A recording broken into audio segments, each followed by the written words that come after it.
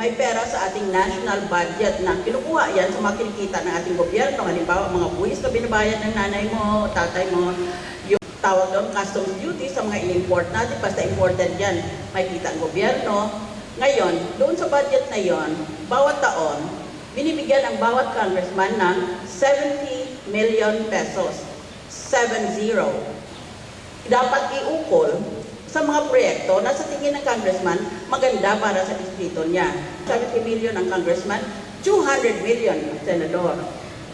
Kaisipin lang ninyo ang tentasyon na ito. Kung mag 10% ka lang nakaltasan ang iyong pork barrel sa isang taon, meron ka ng 7 million, hindi ba? At kung senador ka, kung kaltasan mong pork barrel mo ng 200 million, kumuha ka lang ng 10%, 20 million na yon. Ganon kalakas ang pagkakaltas o pagnakaw ng pera sa ating gobyerno. Pero ngayon, nagkaroon ng bagong chairperson ang Commission on Audit at natuklasan nila na ang mga pork barrel ng maraming senador at congressmen hindi na pupunta sa local government. Usually, you will give it to the local government. If you're a congressman, you'll give it to your district.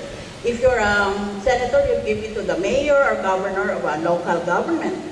Kung hindi, binibigay pala, natuklasan ng COA, binibigay pala itong pera na ito sa mga NGO.